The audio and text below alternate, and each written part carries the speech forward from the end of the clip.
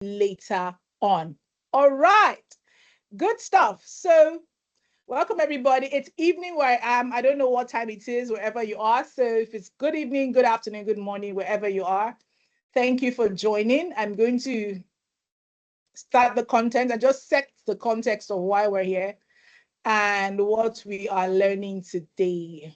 Okay. So I'm sharing my presentation. Let me know that you can see my presentation, please.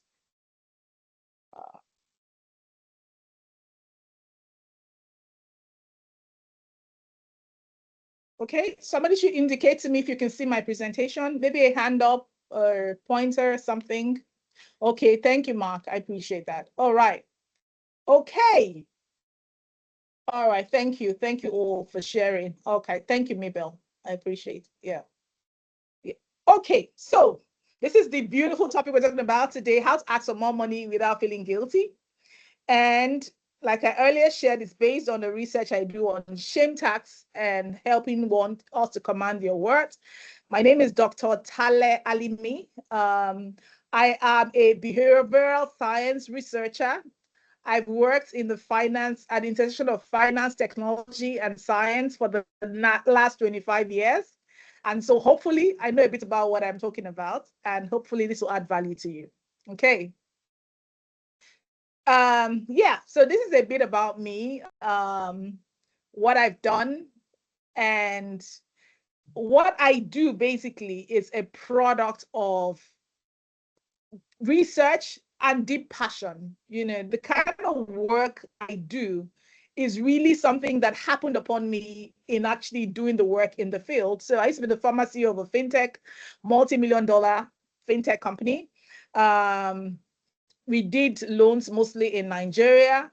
I've worked as a business coach, a facilitator, a consultant for governments, financial institutions, public sector, CSO for the last 25 years. So, yeah, that is a bit of my history. However, the real, thank you, Tumelo, I appreciate it. But the real driver for me is how I able to rewire my own money and ability to negotiate. A bit of them here. My own belief was if I'm good enough, I will ask. Very soon I'm going to launch a poll and ask you what your beliefs are. All right. But that was my own belief. If I'm good enough, I don't need to ask. You know me, I deserve my worth, right? I don't know how many of you have felt that way before. But that's how I felt, right?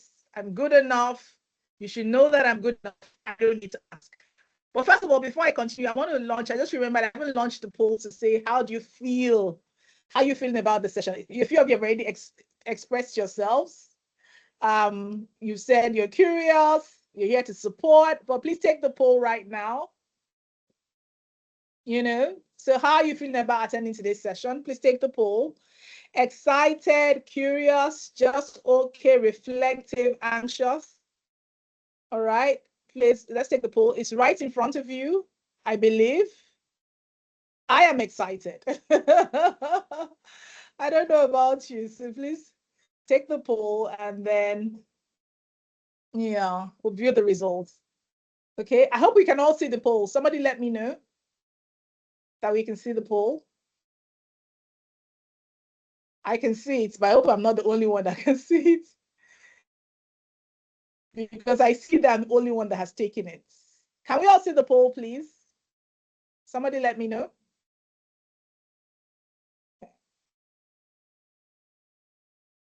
All right. Okay, Ife, okay, we can see it. All right. Thank you, Ife. All right, everybody, please take the poll. How are you feeling about attending today's session? I just want to get a temperature check before I go to the meat of the content. Okay. I don't see anybody else taking it.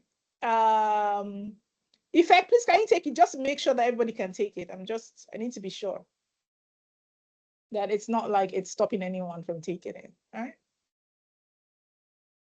Okay. For some reason, I can't see other people's results, but let's, I'll leave the poll there. But if you can see it, please take the poll, and I just want to do a temperature check so that at the end of the day, I'll know if what has transpired and what has changed. Okay.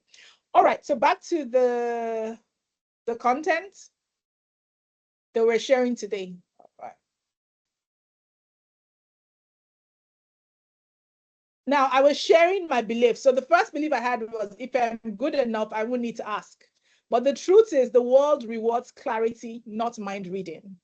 And I've learned that this applies not just in, negotiations, but also in relationship with people. People don't just read your mind, they expect clarity. Okay. The second old belief I used to have is, asking feels like begging. I don't know about you, but for the longest time, I was very uncomfortable asking.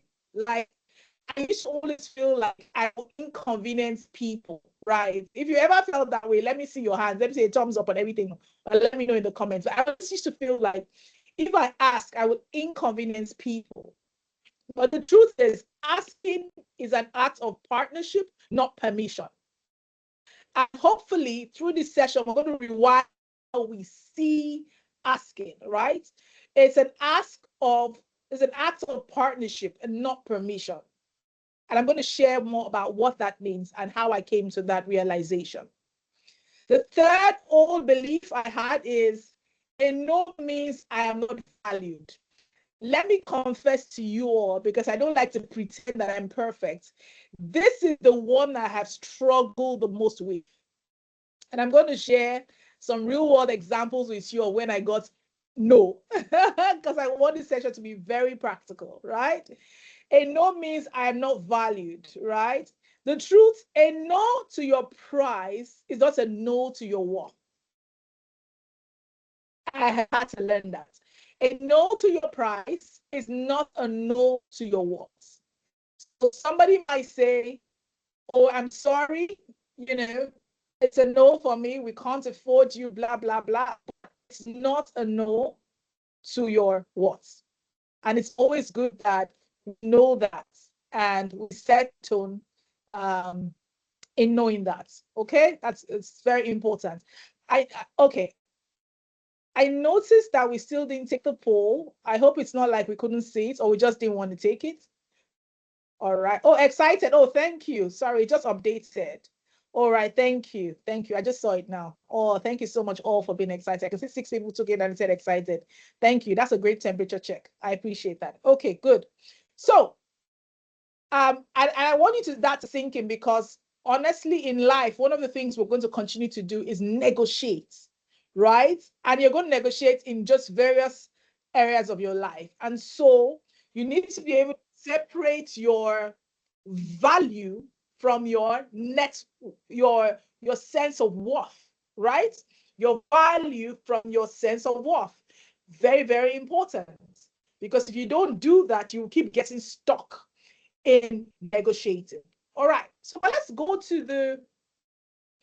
continue on this journey. So my mission for you today is to give you the tools to ask for what you want and walk away from any conversation with your dignity and your relationships intact. Those are very important, with your dignity and your relationships intact. And I'm going to share with you how I have practically been able to do that. Okay, leveraging my methodology on what I call fintech. Okay. Now, the contradiction. The contradiction is where a lot of people find themselves. You're brilliant, hardworking, and deliver results. Yet, when money enters the conversation, something shifts. The voice creeps in. Don't be greedy. Who do you think you are? They will think you're difficult. What if the biggest barrier to your next level isn't the economy, your boss, or your clients, but a tax you didn't even know you were paying? Okay.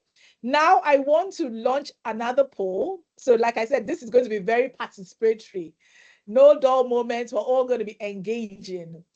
And this is my next poll. I want to find out, which of these things do you tell yourself, or have you told yourself? right? Now, which of these things do you tell yourself or have you told yourself? So I've launched the second poll. All right. If I please confirm that we can see the poll, the second poll. And the second poll says, Sorry, what? I can't see the poll. You can't see the poll? No, I can't see it. Is it because I'm on the phone? I don't know. Possibly. I'm not sure. Uh, I'm not sure. Let me take the poll and see it again. Okay, I'm here. I'm seeing comments. Okay, I see if people are already taking it, so that means some people can see it, eh?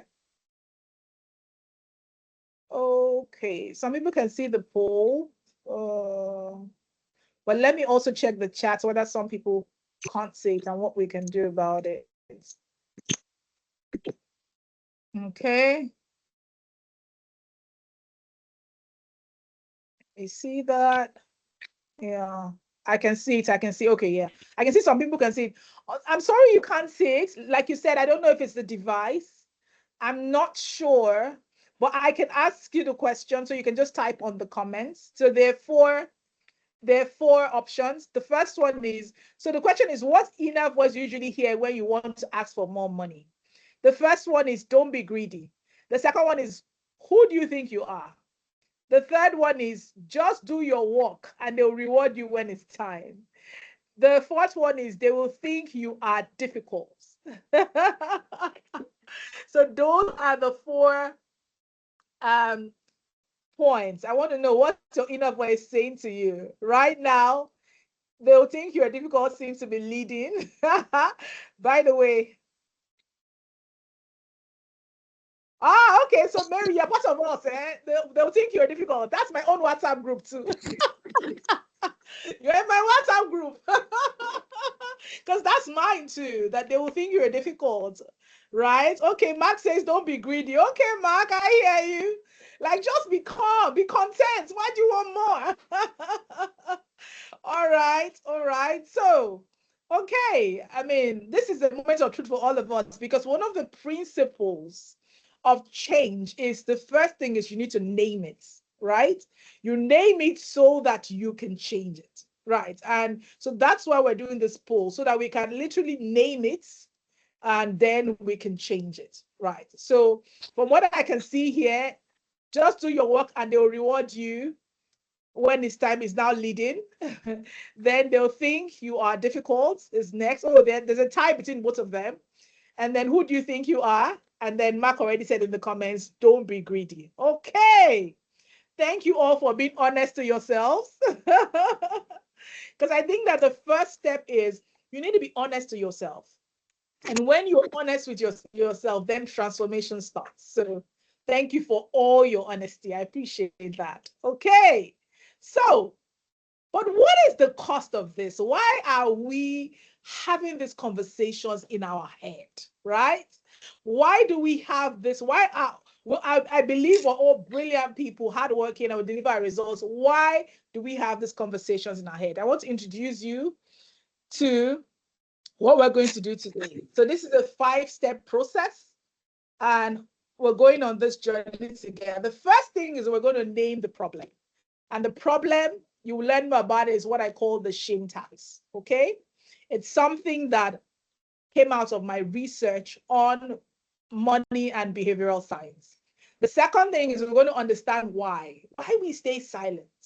The third thing is we're going to learn one tool, a script you can use. And I'm going to share my real world wins and lessons, where I got no's and got yeses, and how the conversations went. And hopefully, before we explore a path forward, I want a few of you to share your examples of maybe real life situations or upcoming negotiations, and let's talk through it together. I will be able to take 1 or 2 examples, time permitting, and we'll walk through what I call your fortune syntax. Okay, so I want you to know exactly where we're headed so you can relax in this journey. But this is the 5-step process we're going to go to today. Okay, so the shame tax. What is the shame tax? The shame tax is the price of your ambition. The shame tax is the internal cost you pay in self-censorship, undercharging, and silence rooted in financial trauma and cultural conditioning. From my doctoral research, the shame tax leads to what they call self-selection out from opportunities. And those who self-select out, 92.5% reported their funding was inadequate. And the shame tax is caused by subjective perception of bias, which leads to tangible, severe financial disadvantage. So this cost is not structural. Like I said in the previous slide, it's not your boss, it's not the economy, it is behavioral. It is behavioral, okay? The shame tax is a behavioral tax that we pay based on our conditioning, basically. And so a lot of the times, you might not even realize why you are defaulting to certain ways of relating with money. But the reason why it's your default is because it's a programming. It's your default because it's not something you're thinking about logically, right? We have a few men here and more women here, but the truth is that they say men are supposed to be more logical, but we also see that we have men here who are saying, I don't want to be too greedy. I don't want to seem difficult, which shows you that the shame tax has nothing to do with your logic and has nothing to do with the economy.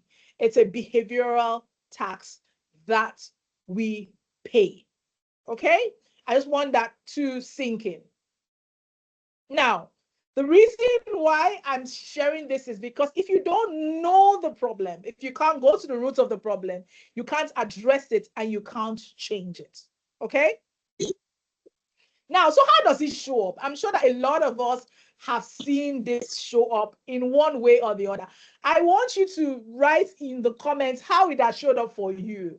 Okay? A few examples I had here is the sister who quietly accepts we don't have a budget when a male colleague pushes back and gets the project funded. The founder who discounts her services because she's afraid of being seen as too aggressive, like the stereotype of the pushy. The professional who hesitates to ask for a raise because of the unspoken pressure to be grateful for any opportunity. All right. So in your personal life, how has the shame tax showed up? I'm going to be looking in the comments. Let me know in your personal life. This is a session where we're being truthful. So I said be truth. So don't hide it. Oh, don't hide it. We're all here because one way or the other, we might have undercharged, underpriced. We've seen the exercises. So we all know that, yes, we've all been in one way or the other, had issues with charging our value or commanding our worth, and which is why we're here. So it's okay. So how has it showed up in your personal life? Please share in the comments. All right, Abimbola, thank you for leading the first comment. When I shared invoice, there's a silence from the under end. Okay. And when there's a silence, what does it do to you? Because I understand that silence. Does it make you feel, oh my God, I don't deserve it?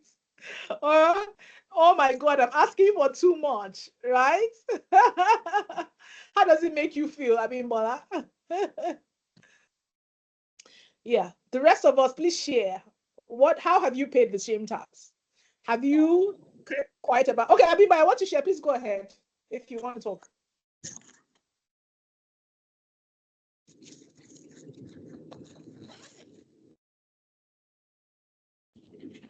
Okay, Abimbola, I thought you wanted to talk. Sorry, am I unmuted? Oh, you're unmuted. Okay, I can talk.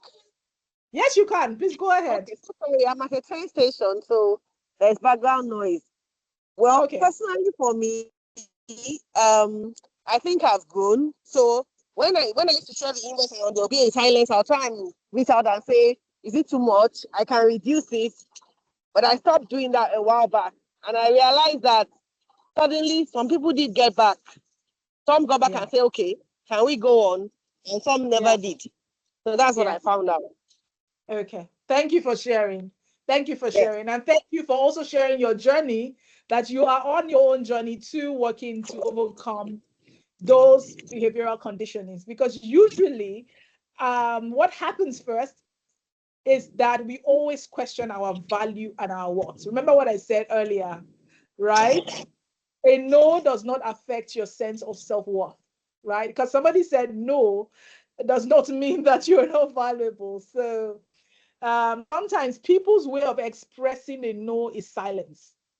And when we don't hear from people, we begin to question our worth, question our value, question if we're asking for too much, right? So thank you for sharing. Somebody else wanted to share. Someone wants to share. I thought I saw somebody else typing. Who else wants to share their how you might have been paying the shame tax? Was there something you should have negotiated that you did not?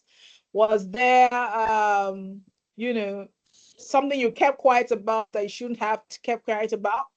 It's yeah, so share in the comments, okay? All right, Mark, I see you typing. Any other person wants to share? If you want to unmute, you can also raise your hand and let me know. And I'm happy to take your comment like I took Abimola's comment. So that we're all learning together. There's a hand raise icon. So if you want to talk instead of type, you can raise your hands and I'll be happy to share it or to take your comment. Okay. Yeah. Okay. All right. Because I see people are typing, I'll come back to that, but let me go ahead. So one way or the other, you might have paid the shame tax. And research shows that, especially for women, 26% of qualified women self-exclude before even applying. The same psychology applies to how we ask for money every day. All right. So we end up sometimes self-selecting instead of asking for money because of our. Abimbola, please, can you mute if you mind? Yeah, because I hear the background. Thank you so much. Yeah. All right. So why do we stay silent? Why? Why do we stay silent? Because a lot of the times you're not asking for more money. There's a reason why you stay silent. Okay, Mark just shared, says, I left my job because of the payments. I was a good employee. My boss reached out and I told him I couldn't work for the company anymore because I got a family issue. I couldn't answer what I wanted. Oh my God. Mark, you know, this story you just shared, believe me, I had a similar experience 2 weeks ago, but not my job, with a facilitation opportunity. And I'm going to share the story when I get to that slide. So I relate to you. I relate to you. Tumelo, you said same here. Don't worry, don't worry. It's okay. We're all in this WhatsApp group, and that's why we're here today. You know, we're all in this WhatsApp group, and that's why we're here today. You know, when you can't ask, so you find an excuse. Mark, that's so hilarious. You say you had a family issue. I know, right? Because it was easier than to say, no, I just want more money. Give me money. But thank you for your honesty. Thank you for sharing. Thank you for sharing. Okay. And so, why do we stay silent? So let's go to the science of why we stay silent. We all know we stayed silent one or another. We let fear get us, so we let it. But why? What's the reason why? Okay, so like I said, it's not just you, it's the design. All right. What does the design mean? It means the psychosocial barriers, the patriarchal norms, financial trauma, internalized scarcity mindsets, the voice that tells you, if you ask for more, you're being greedy. Or if you ask for more, what if there's not enough to go around? Or if you ask for more, what if you really are not deserving of more? What if you ask for more and you're rejected? It's your esteem is going to take a hit. All those things are all the psychosocial barriers that hold us back. Okay. And one way or the other, the shame tax has cost you this past year. So, what has the shame tax cost you this past year? Mark has just shared. It cost him a job because he decided to give a story and for him to actually, confront the real issues, which was money. So, how about you? Even if you're not typing, think about it. What does the shame tax cost you? All right. Last year's, what has it cost you? What does it cost you last year? What does it cost you for the last couple of years in your life? Tumelo, thank you for sharing rejection. I honestly, I understand you. I feel you. I feel you, right? What does it cost you? Because to be honest, it costs us. And sometimes what is draining our money is not money that we made and spent. It's money that we did not make or we did not ask for, right? That's what is really draining us financially. All right. So what does it cost you? If you want to share, please use the chat. But if you are thinking about it, thank you for sharing. If shame tax shrinks you financially and emotionally, thank you for sharing. Thank you for sharing. And it's the truth. That's the bad thing about the shame tax. The shame tax doesn't affect you only financially, it affects you emotionally because it begins to make you feel maybe I am not worthy.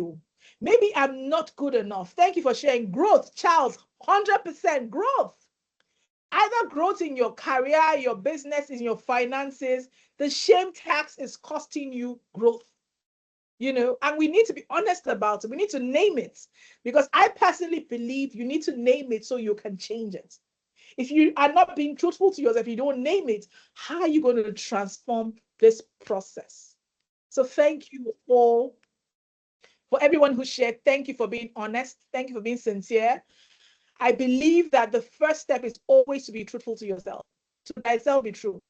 If you're untruthful to yourself, what are you doing? If you're not truthful to yourself, you're not really ready for change. So thank you. Thank you all for sharing what it has cost you. Rejection, shrinking emotionally, financially, growth. And for everyone who doesn't share, I hope that you're also telling yourself what it has cost you this past year. All right? And now, so what we're doing today is we're going to reframe. We're shifting from asking for permission to proposing value. I wanted to share here that in our hearts, a lot of the times when we don't ask for more, it's because we honestly don't feel that we're offering value.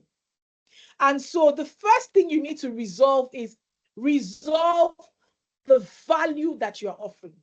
You need to be able to articulate clearly to yourself the value you're offering that is making you demand what it is you're demanding. Because if you can't really clarify that to yourself, honestly, you can't ask for it. You can't just say, but I'm valuable. That's not enough. How are you valuable?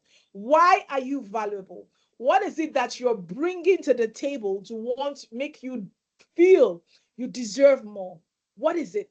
If you can't be sincere and honest to yourself and articulate it clearly to yourself, okay, then you can't really ask for your words.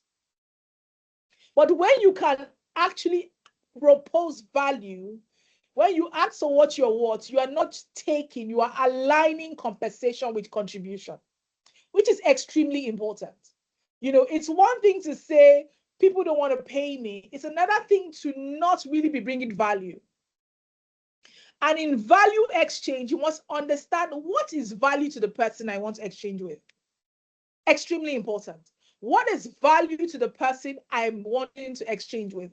One of the things that's happened to me in my career is at some point I had a career, my career was in technology sales, right? So I was selling a software called Oracle for financial institutions. And I remember I went for an interview in a consulting company and they said, why should we employ you? Like for them, they didn't see any value. But I said, the truth is, at that time, I didn't have a lot of work experience, but I said, you know what? I have access to 5 financial institutions who will need this solution. Immediately, I communicated value. That value made me able to negotiate my worth. So if you are not clear about your value, you'll find it very difficult to negotiate your worth. So one of the assignments I want to encourage all of you to do today is go and clarify your value. So before you say, I am worth X, ask yourself, how am I worth X? And don't only say, but that's what industry is paying, or that's what my peers are getting. Well, that's a good benchmark, but that cannot be enough if it is not also value to the person or the organization you're trying to extract value from. So you must understand what is value to that person and that organization, such that when you're communicating value, you're able to communicate it in a way that beyond the shadow of doubt, they say, yes, this is value, and this person is worth this value. All right. Now, does that mean that if you communicate that you're worth the value, you will get what you want? Not always. And I'm going to share some real world examples with you. Okay. So, but the assignment here is shift your perspective from asking for permission to proposing value. And I'm going to share with you a script on how you do that. All right. Okay. So let's go to this, because we want to make it practical now. All right. We want to make it practical. So let's go to a script on how you communicate value, right? And while we're at it, I want to encourage you, if you had a scenario on where you had an opportunity to negotiate and you didn't quite know what to do, please share scenarios. I'd like to take 2 examples. So share your scenario in the comments. After I share this script and my real world examples, I would like to take your own scenarios or any questions you have about a time where you had to ask for more and you didn't quite know how to navigate that. Please share it in the comments. All right. I'll be looking out the comments when I finish sharing this example. All right. Like I said, it's participatory, so please don't just keep quiet and be folding your hands. Let's make it work together. I believe there's wisdom in the room. All right. Okay. Now, one script that works. I want to share a common example that we hear. And funny enough, this is something that I encountered yesterday. Yesterday, this is not a long time, okay? The situation, handling the no budget or we can't afford it objection. All right. So yesterday, I reached out to a potential partner for something we're supposed to do. And after the long-winded conversation, the question was, we really don't have a budget. So we can't afford what it is that you're asking for, right? Now, before I learned this methodology, I will feel bad, I will feel sad, and I will say, okay, all right, bye. That's it. I've missed it. I've lost it. I didn't get what I wanted, right? But I want to share what I call the fortune syntax preview. Okay, and how I went about this conversation. The first thing is you validate. I understand that budget constraints are, we all have budget constraints. So you validate it, understand that budget constraints we all work with, and which is the truth. If you're doing a project, if you're working in an organization, they always have what they call budget constraints, right? Now, the next thing you want to do is you want to reframe the value, which is why I said you have to understand what value you're bringing. You can't ask for more money without feeling guilty, without understanding the value you bring. So which means that you can't say, oh, I deserve more money because I just exist. No, that's not value. You deserve more money because of the value you bring. And so you must understand what the value is. And when you understand the value, you're going to be able to reframe the conversation around value and not price. Very, very important. You're going to be able to reframe the conversation around value and not price. Because a lot of the times people say, I want $100 extra, $200 extra, $500 extra. Why? Right? It must be around value and not price. Okay, so let's go ahead with this conversation. So an example, my focus is on the outcome, which is what? Solving a specific problem. The investment is designed to deliver the specific results. A 30% increase in sales, a complete project in half the time.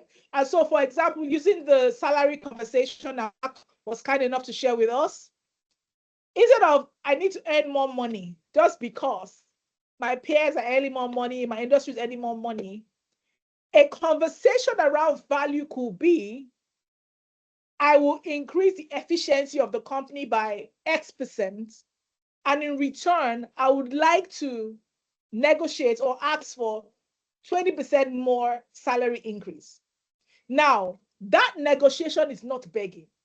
that negotiation is leading with value. You're saying, I want to increase the efficiency by 20% or by 40%. And for that, I will get a 20%. I'm asking for a 20% salary increase. Now, when you negotiate like that, you are leading with value. A lot of times when we want to negotiate, we get emotional. And why? Because of the conditioning. I deserve more. I deserve more. If I don't get more, no, but that doesn't help anybody, really, right? But when you lead with value and you say your value up front, you're then able to command more and it's justifiable. Does that make sense? Let me know if that makes sense to you. Please let me know. Let me see your emojis. Just want to check that everyone is listening or it's making sense to you. Or if it doesn't make sense, please say it does not make sense in the comments. I'm going to pause and wait to get your reactions. Okay. If it has a thumbs up, okay. Any other person? Does this make sense or it's just, or it doesn't make sense? Let me know. If it doesn't make sense, we can share more. Okay, Tumelo, okay. Thank you for your thumbs up. Okay, Mark, thank you. Thank you for your thumbs up. All right. For the rest of you that are quiet, is it making sense? Have I lost you anywhere? Thank you, Mary. I can see your arms, Yeah. So remember the steps. Step number 1, validate the objection, right? I know that my company can't pay me more money because there are economic challenges.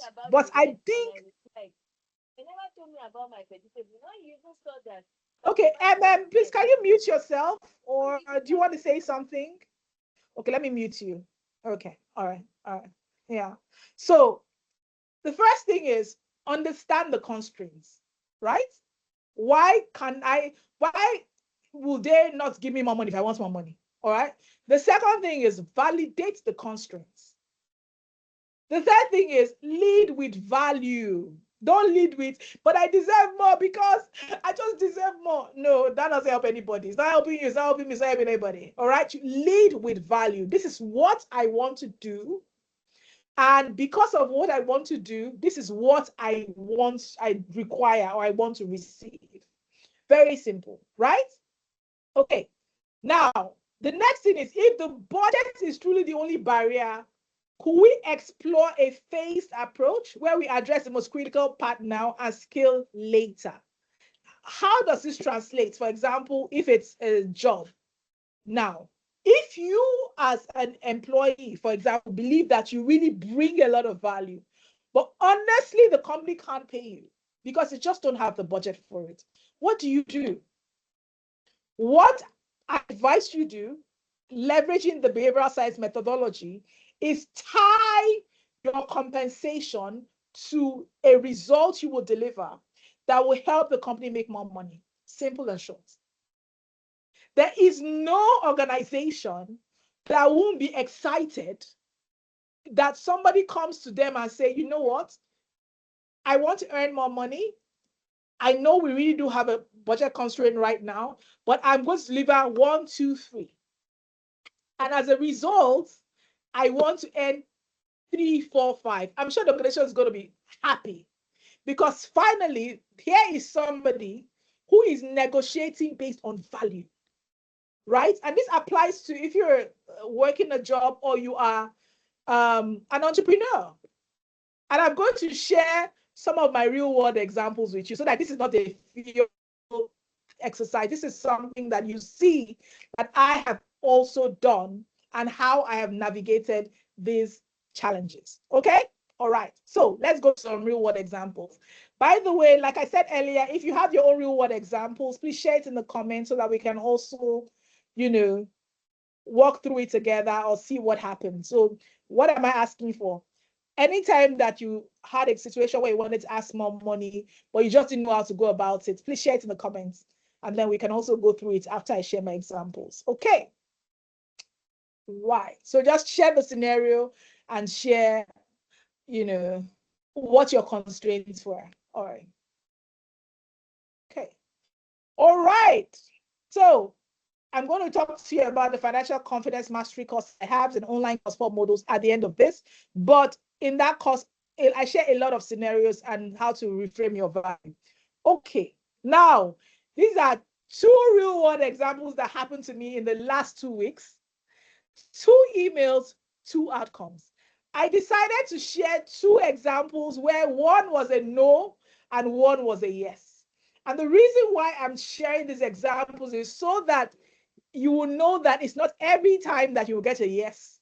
But the important thing is that you leave every negotiation or every conversation feeling like it was still a win. Very, very important, right? But I'm not going to come here and tell you, oh, if you do it this way, you always get a yes. Not true. However, what will happen is if you do it this way, you will always go through a negotiation, preserving your sense of self-worth and preserving that relationship. All right. So the first scenario, I target the no that felt like a win. So this was a proposal to facilitate a session, which was a leadership journey. Okay. And what did I do? So I gave them my rate card and my financial proposal. They came back and said, it's too high. They wanted to pay 30% of what I proposed, like literally a massive slash. Okay. So what did I do? I acknowledged their constraints with respect. I proposed a hybrid rate structure that matched value to effort. Okay. And I offered some flexibility to say, for example, can we cap the hours instead of going to the full hours that they were proposing? Okay.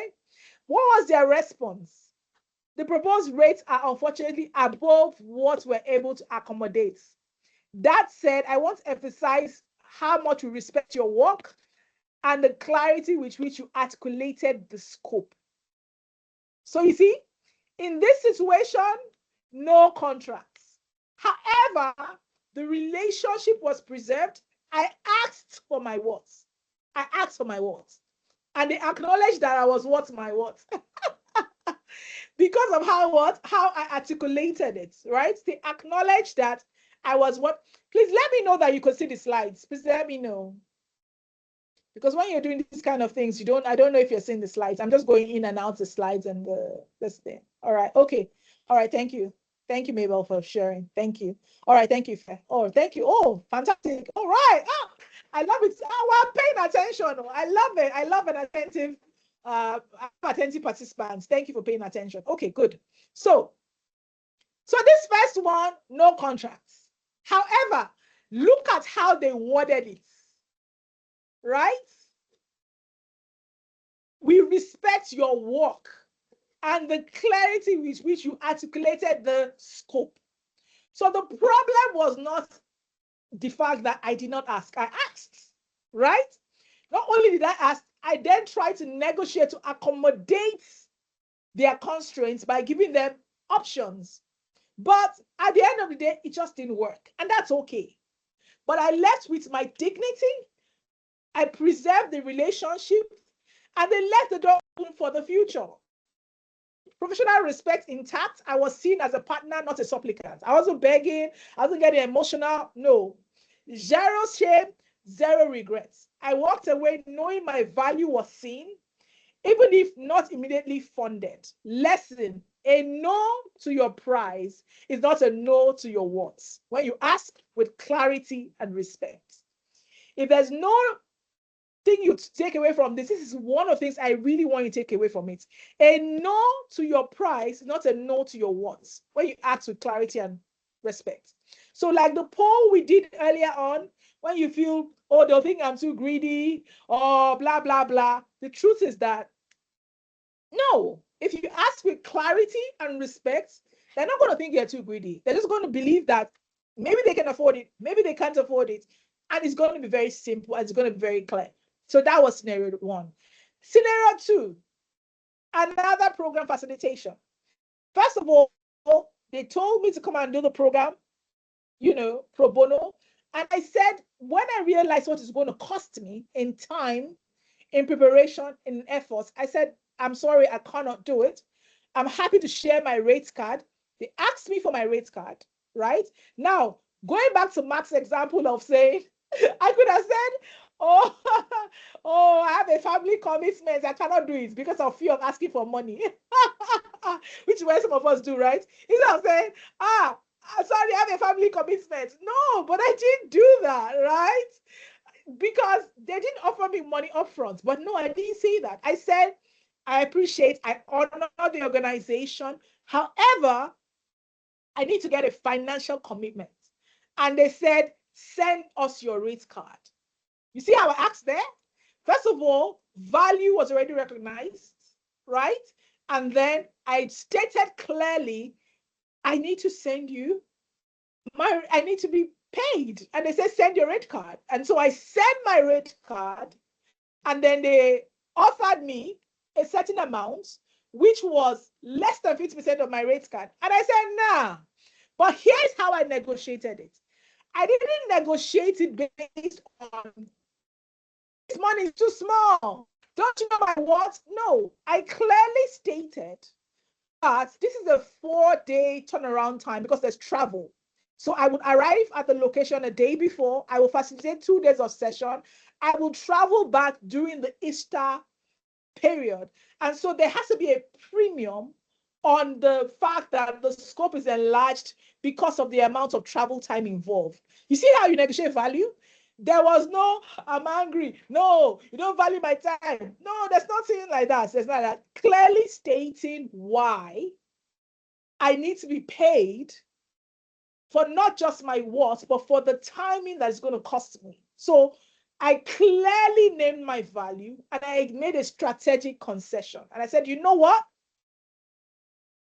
I'm happy to do a round figure because I still honor and support your organization. I believe in the vision. So let's make a concession. And we agreed on a round figure of $2,000. Okay. And I framed it as what? A partnership and not discounting. Okay. Now, let me ask you a question. Why do you think I framed it as a partnership and not a discount? For those of you who wants to take a trial, why do you think I framed it as a partnership and not a discount? Does anybody want to share why I didn't say I'm giving you a discount, but I'm saying this is a part? Anybody wants to try and share? Where are my participating audience now? Don't keep quiet on me. Don't leave me, okay? Fantastic. I'm a value add and creating a relationship. Lovely, lovely. Thank you. Future engagement, fantastic. I love it. Exactly. Because if it's a partnership, we're not thinking about just, it's not a transactional exchange. That's number one. And number two, if it's a partnership, you know, seconded, okay? Seconded to Amaka value add and create a relationship. I love it. Okay. Okay. All right. Future engagement, I agree. I agree. So you're thinking about, I want to bring value to you. For me, it's not all about money, right? So even if we're talking about how to ask for more money without feeling guilty, it's still not all about money. So we're not asking for more money because we're greedy, which you have to put in your brain. You have to yourself and your nervous system, right? We're not asking for more money because we are just money hungry. We're asking for more money because we want to communicate our value, right? We want to put a price on our value, all right? We want to also share that it's not only about money. We value the relationship and we want to keep the relationship going so that in future we can continue to, you know, yes, Mark, like you said again, relationship building. Yes, thank you. You all answered very well and very correctly. Now, let me add one more layer to it. The reason why I said partnership and not discounting is because anytime you feel you need to discount your value, your nervous system sends a signal to your body and you feel very bad. Anytime you feel you need to discount your value, there's a signal it sends to your body. Okay, this is the behavioral science now. That I am taking less than my worth. You just see your body's not happy. How many of you have had that mind-body issue where you just feel like, I deserve better than this, you know? But when it is framed as a partnership, it has a very abundance mindset framing.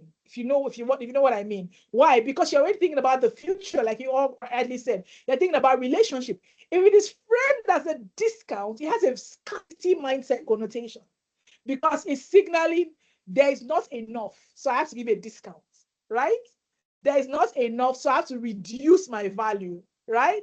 But when it's framed as a partnership, it's signaling abundance mindset. And so it's very important the language you use, all right, in communicating and in asking for your value, which is why I call it the fortune syntax. It's a language you use because the language not only communicates to the other party, it also communicates to your nervous system. It communicates to your body. It fires a trigger, in which is what I call your neural pathways are fired. If you already have created a neural pathway of scarcity, that language of scarcity fires your neural pathway of scarcity. But if you want to create a neural pathway of abundance, the language of abundance helps you to create the neural pathway and fires the neural pathway of abundance. Okay, so I want you all to become very conscious of your language, right? I mean, I know that this is a short session, we won't go through language in here, but this is something I want you to take away. I want you to begin to notice your body and how your body feels when you talk about money. And what that does for you is it begins to signal what is firing, whether it's your abundance or your scarcity pathways that are firing. Very, very important. Because when you begin to take note of it, you're going to be able to reprogram and reframe it and watch your language. Okay? All right? Does this make sense to anybody? If it makes sense, let me know. Thumbs up, a comment, it makes sense. If you write in to me in the comments, let me know if this makes sense. What I just said about, yeah. Okay? Mabel, thank you for sharing. Right? Who else? Or is this gibberish? Does this sound like what I just said right now? Does it sound like gibberish? Okay. Okay, Amaka, thank you. Because I know that sometimes what is like, what is neural pathway? What's all this body something? What's all this? But if you don't understand, please let me know in the comments. Say, I don't quite understand. Share more about this. Yeah, please let me know. Because the goal is to ensure that I'm communicating in a way that everybody understands. Okay, all right, thank you. All right, yeah, okay, thank you. Thank you, Joint Hairs. I can see your thumbs up and your 100. Thank you very much. Okay, good. So just to ensure that we are all, getting how that affects us. So negotiating your worth, you can now see that it's not only a money conversation, it actually affects your mindset. It actually affects your mentality, it affects your brain and the pathways that your brain is creating, because every conversation is either triggering your abundance or your scarcity neural pathway. All right, so that's very important. Okay, let's finish this up. And so, what was your response? Thank you for your response and your willingness to find a middle ground. We appreciate your concession and are happy to confirm the rounded facilitation fee of $2,000. You see the difference? So ask for your value, ask for your worth, ask and share why you are worth this, which is why I said in the last slide, you have to be able to articulate what your value is. If you can't articulate your value and try to ask emotionally, it's a waste of time. They're going to just think maybe this person has an emotional issue, or maybe they're being delusional. I know that some people say delulu is solulu, but make your delulu tangible and then you ask for it. And so what was the outcome of this negotiation? Contract secured, relationship deepened, okay? They call it a partnership. Value preserved. The concession was strategic and not desperate. Very important. Strategic and not desperate, right? A strategic yes comes from knowing what to flex, where to stand firm without losing yourself in the process. When you lose yourself is when your body doesn't feel good after that negotiation. You feel like you've cheated yourself. But after this negotiation, I actually felt very good, right? After this negotiation, I felt amazing. Okay, thank you. Mabel, I thank you for sharing your example. Okay, it happened to me before. I gave a rubbish fee for a service I was offered. I was scared as I thought the ground should open and I should fall in. I can't believe I did that. Mabel, thank you for your honesty. Okay, so let's reframe it now. This is a good example. For any of you have any other examples, please put it in the comments below. But this is a good example, Mabel's example. Okay, she says, look at the wording, I gave a rubbish fee for a service I was to offer. So by saying rubbish fee, she's already saying that, honestly, that fee does not represent her value. Because if you represent her value, it won't be rubbish. Do you understand? Does that make sense, everybody? Right? Let me see a thumbs up if you understand that. Because if you represent your value, you won't word it that way. All right? Because it didn't represent her value, which is why she worded it that way. All right? Okay? And next she said, I was scared. Did you hear that? I was scared. Shame tax. That's the shame tax. That's the shame tax. Okay? The shame tax haunting her a critical moment of negotiation. She was scared. I thought the ground should open and I should fall in. I'm not laughing at you, Mabel. Sorry, I'm just laughing at the feeling because I'm sure that a lot of us on this call have been there before, right? Okay, Mabel, please go ahead. You want to say something? Yeah, hi. It was an interesting time because I had my set prices, and I don't know why I did not stick to the prices I had set. In my head, I felt that I did not do a good job, but I did because the process involves you coming back for me to redo it. And if I'm going to redo the service, this is the charge. And I charged less. And I told my clients that, oh, you've been very nice to me. You've brought in more clients to me. So I'm giving you this price. And after she left, and I'm like, man, what the hell is wrong with you, girl? So I can't believe I did that, but I did it. But hey. Yeah. But thank you for your honesty. I mean, I applaud you for your honesty and I applaud you for reflecting. Because the truth is that the process of this exercise is you can go back and reflect and say, why did I do this? What made me do this? And how can I do it differently? All right. And so, Mabel, if you were to do it differently, what would you do differently? Do you want to share? Based on this exercise we've gone through, what would you do differently? Yeah. What I'll do differently is to emphasize the process of the job being done. And based on that, this is what the price is going to be, which has been set. And I'll leave it as that. Yeah. Okay. That's what I should have done. Yeah. Yeah. Thank you for sharing that. And honestly, when you lead with the value you bring, so it's not about this is my price, take it or leave it. No, you lead with the value you bring, okay, and that way you demonstrate why this is your price, because you're leading with the value you bring. It's not an emotional fee. It is you lead with it, and like you said, you felt you were scared, right? A lot of times we think that money conversations are logical conversations, but they're not. Money conversations are emotional conversations. And it's when we come to the heat of it, we understand what our programming is. You might be thinking logically now, say, I know how to command my value, but when it's time, when it's game time, what do you do? That actually shows what your programming is. Okay. All right. Thank you so much for sharing. Any other person with an example of how something they were negotiating or what they felt like? Anybody wants to share? You can raise your hand and talk if you don't want to type, so that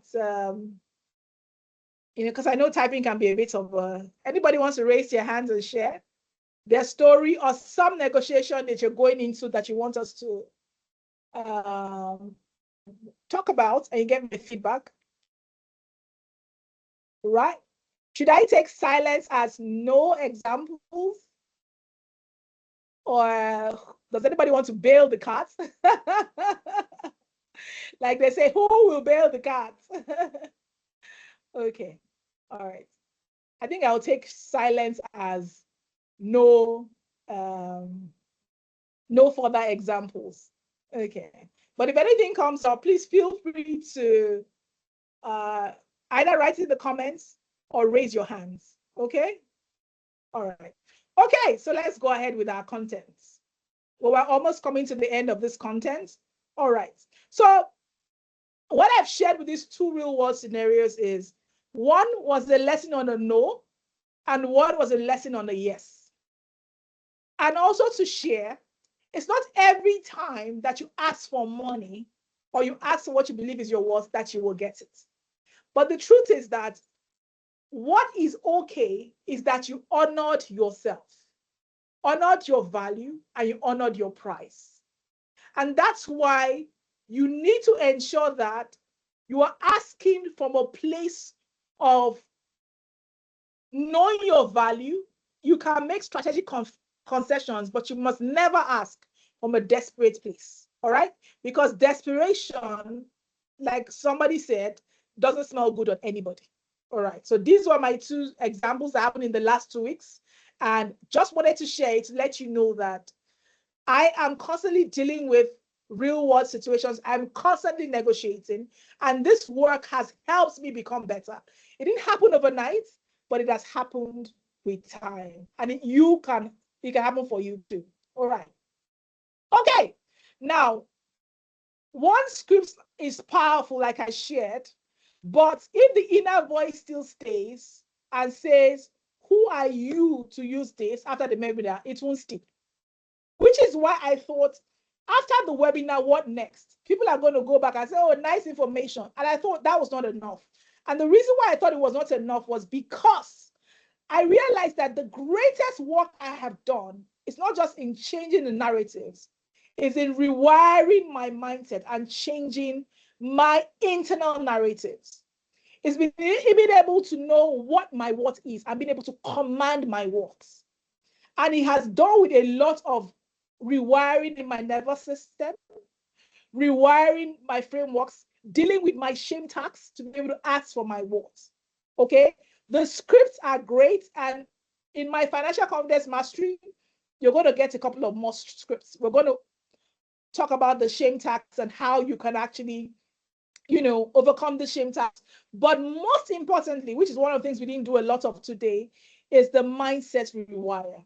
Okay, it is how you need to regulate your nervous system so that you can speak your price. Thank you, Mabel, for sharing how you felt scared. You felt like the ground should open. A lot of those responses are your nervous system that is not being regulated around money. A lot of us are facing that. So logically, we know that we should ask for more. But our nervous system, our mental state, is not going to release us to do that when the time comes. And so I created a very small course, and it's very affordable for those of you who say, I like what I'm hearing. Maybe this webinar was a good eye opener, but I want to go deeper into this. I want to be able to negotiate more, better in the next 30 days, the next 90 days, and ask for my worth. I have this, what I call the financial confidence mastery. It's really about how to ask for more and get it. All right, how to ask for more and get it, which is why I shared my own real world situations with you on how I ask for more. So this is not me theory. This is me. I live this life. I'm constantly asking every day. I'm constantly negotiating one deal after the other because having a lot of money is important to me and it's important to all of us, like we said. So if you want to deep dive, this is an opportunity for you. You can check it out. There is a special Women's History Month discount. A round of applause all the women on this call. It's our month, so clap for yourself. It's our month. For the men here, well, you can take our rates because it's our month. And so if this interests you, Ife, please can you put it in the comments? We'll also send you an email with the detail. I advise you to explore it. Explore it, especially if you really want to build your financial confidence and to just go from just knowing to actually mastery, and that is why we created a very, very simple and affordable rate for you. Okay, now it's our time to reflect. Let's discuss. What are your aha moments? What confused you? Okay, now is the time for all of us to discuss. What are your aha moments? What confused you? What do you feel confused about? What do you feel, you know what, I'm not really sure it has been addressed. You know, I came to this webinar with this expectation. It hasn't yet been addressed. Please, let's use this time to ask questions. You can ask in the chat, or you can use the Q&A. Or if you don't want to ask questions, but you want to share an aha moment, please share your aha moments. Maybe there's a part of this presentation that something struck you and you said, oh, this is what I could have done differently. So I'm looking at the comments, or if you want to share, you can also raise your hands and say, I want to share. Anybody wants to share? Please don't leave without before you share. Anybody wants to share? What are your aha moments? What question are you living with? What is something that you came with that has not been addressed? Please, can you share it in the comments or raise your hand up and I'll allow you to talk. Okay, who's going to build the cat? Who's going to build the cat? Who's going to build the cat? Who's going to build the cat? Okay, who's going to build the cat? All right, I'm looking forward to your comments. I can see Tumelo, you're typing. Any other person? If you don't want to type, you can raise your hand. There's a hand raise icon. So what I want you to do is there anything that you came with to this webinar that I haven't addressed that you want us to address? You can raise your hand and you can ask, or you can type in the comments. Or is there any aha moments? Okay. Exactly. Mabel, thank you for sharing. Money talk is not only emotional. Yes, you're right. It's also behavioral. Exactly. Because a lot of the money talk has come from programming. Either your psychosocial programming, your background, the way that money was spoken about you, maybe when you were growing up, the way you observed. And sometimes your relationship with money didn't come just from what was spoken. It comes from what you observed. Like if you grew up in a home and there were maybe your caregivers behaved a certain way around money, that can affect you. Okay? Or you saw the struggles they had with money, that can affect you, right? Or it might not even be your caregivers, it might just be the environment you grew up with. Let me share one of my stories. One of my stories in the environment I grew up with, which is, in a military base, being conservative was celebrated. If you were conservative, you were driving your, small car, you were living very conservatively, they celebrated you. But if you had any sense of being extravagant, everyone is going to criticize you and crucify you, right? And so subconsciously, I started to learn how to be very conservative. I thought that, if I speak too much, if I talk too much, if I share, if I show off, or if I ask for more money, if I have conversation around money, that means that maybe I wasn't respectable, because that was the message I got from the environment I grew up with. So yeah, it is behavioral, and that began to shape how I behave around money. And so I was very careful how I talk about money. Okay. Okay, all right. Thank you for sharing, Tumelo. Okay, I don't have a question in mind, just a comment on what you have shared. Is that I truly now understand how value plays a role in building relationships and how communication is really key. 100%, 100%. How value plays, I like how you worded it, how value plays a role in building relationships and how communication is really key. 100%. Because let me tell you the truth, nobody wants to feel like they're being used. Think about it. Nobody wants to feel like they are being used. You don't want to feel like you're being used. You don't want to feel like people are asking you for something that they don't deserve, right? It's going to annoy you. You're not going to feel good in your body, right? If that happens to you. So how much more if that's what you're doing to somebody, right? And so value plays an important role in building relationships. And then communication is really key. Like I said earlier, one of my old beliefs was I used to feel that people will read my mind, or people will know that I'm worth it. All right. And just like me, right? People will just know that I'm worth it, and they'll just like me for being worth it, right? And they will give me money. But the truth is that that's not how it works. People will not just know that you're worth it and give you money. You need to communicate, okay? And the takeaway is, don't just communicate, I want more money. You communicate with value, right? Because the best type of relationship is a relationship that is a win-win on both parties, where you are giving value and the person is receiving value. So money conversations is really a value conversation. And when you see it that way, you realize that you beg less, you stop asking for permission and start communicating value. Yes, I know that some people say beg, oh, it's okay to beg. Yes, to an extent you can beg, people will give you, but you don't ever want to feel like you did not get value because you did not give value, right? So there are one-off situations where, oh, you beg somebody, please give me, and out of the generosity and magnanimity of their lives, they give you. But if you want to ensure that your abundance neural pathway is being triggered, and so you continue to build it, you have to always lead with value. And you have to lead with value in a way that the person sees that they are getting value, right? So what does that mean? One of the things I always say is that people listen to a radio station called "What is the Need for Me?" So you might be thinking, but I'm valuable now. No, but they don't see the value. So you need to lead by communicating value in a way that the person who you're communicating to value with sees it as value. Okay. All right. If we don't have any further comments or questions, I want to launch another poll now before we round up.